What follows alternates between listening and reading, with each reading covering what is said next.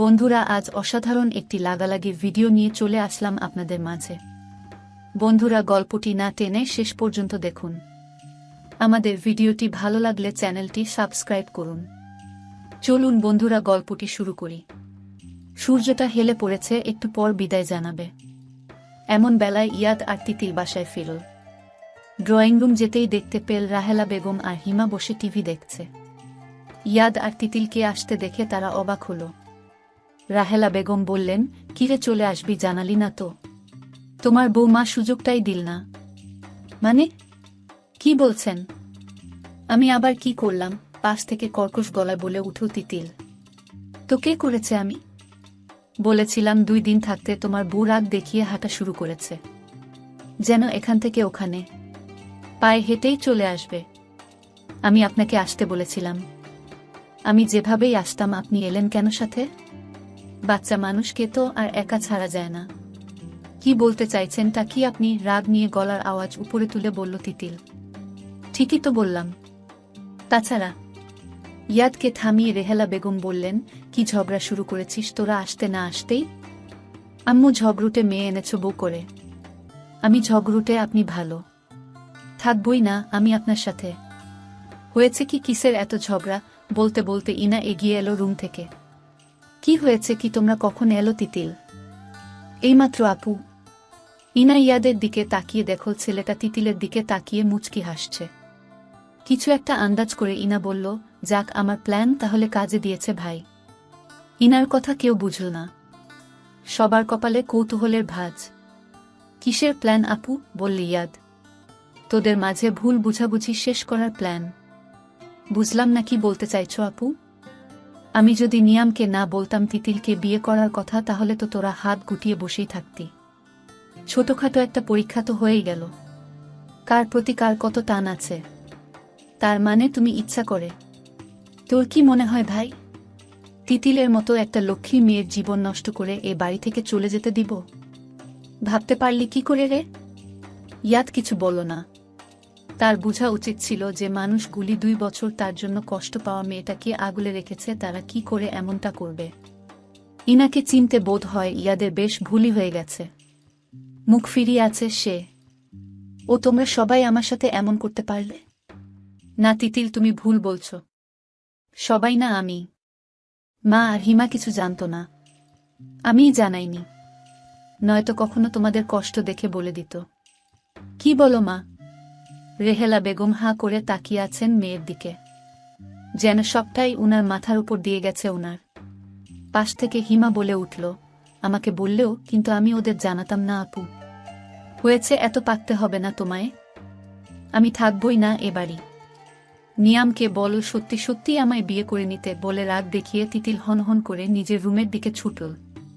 তিতিল নিয়ামের নাম্বারে কল দিল। সে ঠিক করেছে নিয়ামকে নিজেই বিয়ের কথা বলবে। কল দিয়ে হ্যালো বলতেই কোথা থেকে ইয়াদ এসে ফোন টেনে নিয়ে গেল। হাতের চাপ লেগে ফোনটা অফ হয়ে গিয়েছে তার। ভাগ্যিস লোকটা জানে না তার লকটা। তিতিল মুখ ফিরিয়ে নিল। ইয়াদ আয়েশ করে বিছানায় গা হেলিয়ে দিয়ে বলল, নিয়ামকে কল দিচ্ছিলে বুঝি? তাতে আপনার কি? যে সুযোগ নেয় তাকে কিছু বলার প্রয়োজন নেই আমার। বিয়ে করবে নিয়ামকে? হ্যাঁ করব, 100 বার করব। কি করে করবে? 2টা মানুষ যেমন করে বিয়ে করে তেমন করে। ও আই সি। আমার ফোন আমাকে দিন। আচ্ছা, আমার সাথে ডিভোর্স না হওয়া সত্ত্বেও তুমি বিয়ে করবে কি করে অন্যজনকে? এবার তিতিল চুপ হয়ে যায়। ইয়াদ আবার বলল, এসব ভুলভাল চিন্তা বাদে রাত হয়েছে, ঘুমাতে আসো। ডিভোর্স হয়নি তো কি হয়েছে, দিবেন ডিভোর্স। আর একসাথে থাকার কোনো মানেই দেখি না। তিতিল বিড়ালের মতো মিও মিও না করে শুতে আসো। কি বললেন আপনি আমায়? তুমি কি আমার কথা শুনবে নাকি তোমাকে জোর করে আমাকে এনে শোয়াতে হবে? তিতিল রাগ দেখিয়ে সোফার দিকে এগিয়ে যেতে দেখে ইয়াদ উঠে একটা নেই তিতিলকে নিয়ে বিছানায় শুয়ে পড়ল। তিতিলের উপর সম্পূর্ণ ভর ঢেলে দিয়ে কপাল থেকে চুল সরিয়ে দিল। তিতিল কপট রাগ দেখিয়ে বলল, আদিক্ষেতা হচ্ছে? আমার গায়ে হাতির শক্তি ঢেলে ভাব দেখাচ্ছেন? তিতিলের কথায় মুচকি হাসল ছেলেটা। ইয়াদের ওই ভুবনজয়ী হাসি দেখে তিতিল একদম চুপ হয়ে গেল।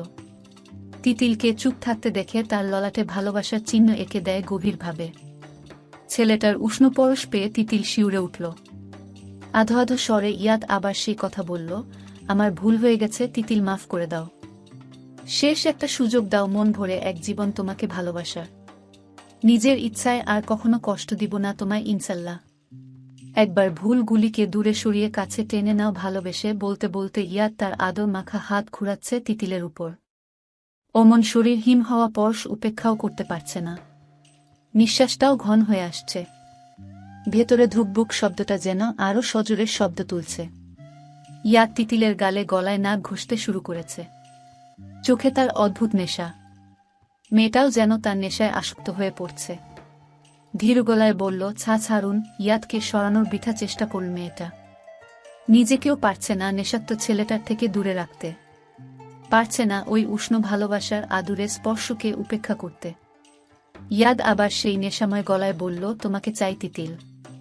নিজের ভালোবাসাকে চাই তোমার কাছে। ইয়াদ ছোট ছোট চুমু দিচ্ছে তিতিলের গলায়। গভীর স্পর্শ এঁকে দিচ্ছে তিতিলের উপর। মেয়েটার উষ্ণ নিঃশ্বাস ক্রমাগত বাড়ি খাচ্ছে ইয়াদের গলায়।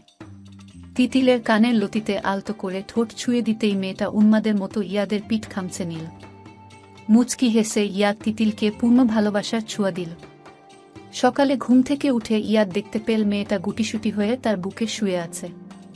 আলতো হেসে বিড়বিড় করল, আমার পাগলি তিতিল পাখি। তারপর কপালে কোমল স্পর্শ দিয়ে আরও শক্ত করে বাহু বন্ধনে আবদ্ধ করে নিয়ে চোখ বুঝল। তিতিল চোখ মেলে খানিক ঠোঁট প্রসারিত করল। তিতিল এক কাপ কফি। একটু পর তিতিল হাতে এক কাপ কফি নিয়ে মুখের গঠন শক্ত করে এলো। হাতে ব্র্যান্ডের ওয়াচ লাগাতে লাগতে তিতিলের দিকে চেয়ে বলল, মুখে এক রাশ মেঘ যে। বৃষ্টি কিন্তু আমার একদম পছন্দ নয়। কথা বলবে না বুঝি? আপনার কফি নিন, আমার কাজ আছে। ইয়াদ কিছু না বলে কফি হাতে নিয়ে আবার বিছানায় চলে গেল। একবার ল্যাপটপের দিকে তাকিয়ে বিছানায় থাকা একটা ফাইল হাতে তুল নিল। মনে হয় চেক করছে। তিতিল চলে যেতে গিয়েও দাঁড়াল। ইয়াদ ল্যাপটপ ব্যাগে ঢুকাতে ঢুকাতে বলল, আমার তিতিল পাখি কি আমায় কিছু বলবে? তিতিল হুট করেই মুখ ফসকে বের করে দিয়েছে, আমাকে আপনি ডিভোর্স দিবেন না? তার এমন কথায় ইয়াদ চমকালো বলে মনে হয় না। সে বরাবরের মতো মুচকি হেসে তিতিলের গালে হাত দিয়ে বলল, এ নিয়ে আমরা বিকেলে কথা বলবো। প্রমিস। এখন আসতে হবে। তুমি খেয়ে নিও আর সাবধানে থেকো। তাড়াহুড়ো করে কথাটা বলে ইয়াদ তার কপালে ছোট চুমু দিয়ে চলে গেল হনহন করে। খেয়ে যাবেন না বলতে গিয়েও গলা দিয়ে আসল না তার। যেন স্তব্ধ হয়ে গিয়েছে। লোকটা এতটা শান্ত ব্যবহার করল কেন?